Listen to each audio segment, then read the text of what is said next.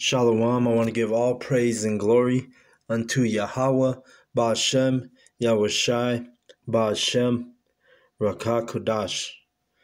Double honors goes out to the other apostles of Great Millstone. I also want to acknowledge all the Akiam who are pushing this truth in Babylon, and we're limited to the videos right now because everybody's on lockdown here in Colorado. So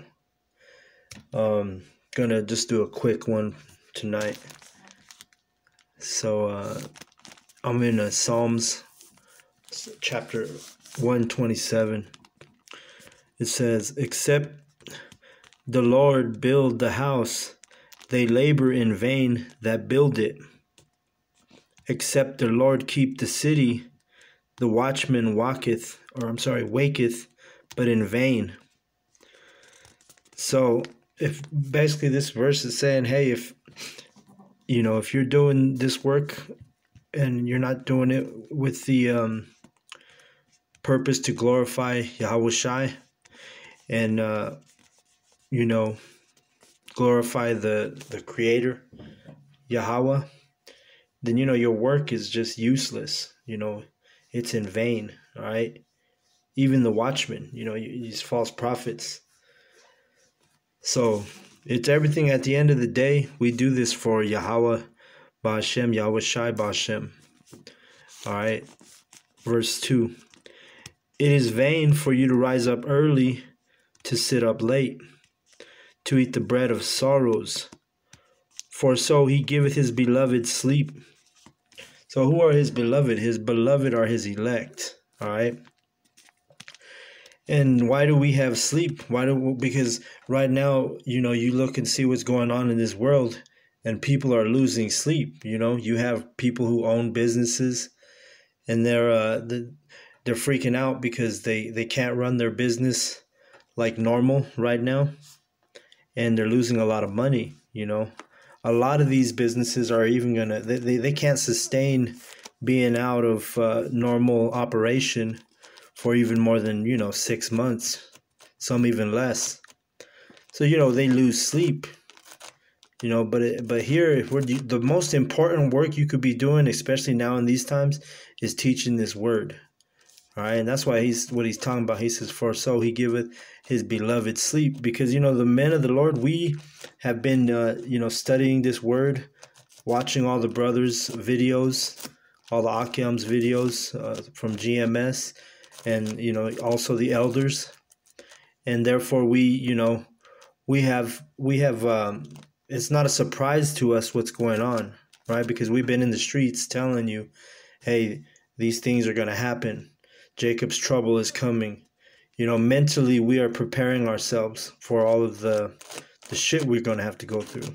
And everyone's going to have their different trials and tribulations throughout this Jacob's trouble that we're in, So, but we're not losing sleep like everyone else. That's why it says he giveth his beloved sleep, And why is that? Because, hey, we prepared ourselves for this, to endure, Just like the same thing as the oppression increases, we got to be grinding with this truth, and that word grind means work, So this is the most important work we could be doing right now. Go to Precept in Ecclesiastes 5:12. This is King Solomon, okay? His words. It says, "The sleep of a laboring man is sweet, whether he eat little or much, but the abundance of the rich will not suffer him to sleep." So there you go, the men who are laboring. And what laboring is this talking about? This is talking about laboring this work, this truth, right? Because if you don't have this truth, it's not talking about a laborer outside digging a ditch or, somebody working. You're going to sleep good if you work hard. But if you're doing the work of this truth, edifying the brothers, edifying the Akiam, edifying the elect, that's the true work. All right, and we're the ones who have a, you know, because we've been laboring with this truth. We've been out in the streets every single week, sometimes twice a week. We've been putting out our videos, you know, looking up words like the elder Apostle Gabar. He says, hey, this is actual work, you know. I mean, we all grow every time we do a lesson, you know, we all grow every time we do a video. And it's work. You know, you got to look up words. It'll take you somewhere else. Maybe you look at the etymology. And I mean, you'll go from chapter to chapter, precept upon precept. And it's work, you know, it's work that we actually, you know, most of the sincere brothers will enjoy this work. But, you know, that's that beloved, though. And that's those ones who sleep well. Because even though we know what's coming, you know, we're prepared mentally for what is about to happen here in Babylon, America, you know. We know there are going to be FEMA camps. We know there's going to be guillotines. You know, we know there's going to be a military in the streets. We know there's going to be cannibalism. We know there's going to be, you know, sedition of men, you know, meaning a revolt of government, you know, where people aren't going to regard your life, man. They're going to be desperate, worried about themselves, you know. But why can we sleep? Because we're diligent with this truth, and we know Yahweh is walking with us no matter what we have to face, whether we're in the hour of temptation and, you know, Esau's trying to force us to take the microchip. Hey, we know we'd be better off to just, you know, sacrifice, get killed over this truth, you know. And literally, you got to meditate on that, you know. You got to meditate on that. Because we don't know who's gonna get killed out of the brothers, out of the elect, but we do know that the Bible mentions that, hey, that's gonna happen, you know. So you aren't gonna get no sleep if you don't know, you know, if you're not doing this work. This is the only work that will keep you calm, cool, and collective as we approach the storm that Esau is about to bring. I'm going to go back to Psalms 127. No verse. I'm on verse 3. It says, lo, sons are an heritage of the Lord, and the fruit of the womb is his reward. And this we changed the word children to sons because that's what it is in the Hebrew. I'm actually going to play it.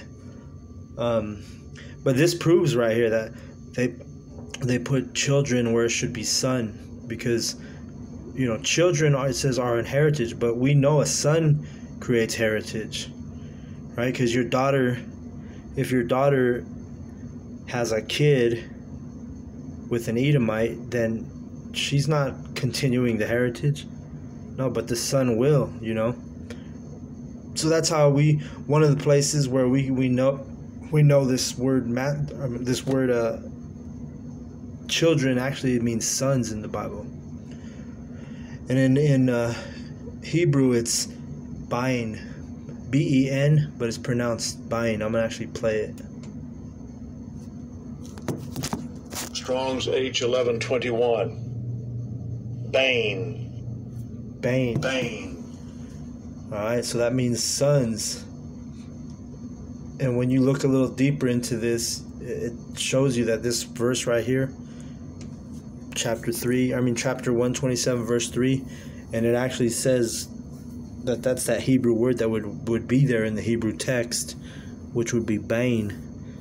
You know, because only a son can bring heritage. You know, if you have a daughter, she's not going to continue.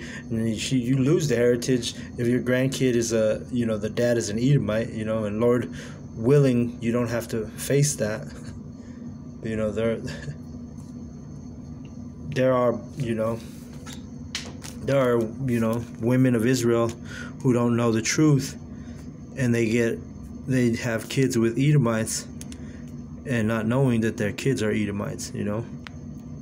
It says, and the fruit of the womb is his reward. All right. And then, as arrows are in the hand of a mighty man, so are sons of the youth. All right, so your sons are going to be like arrows. A woman can't go to war. She's not made for war.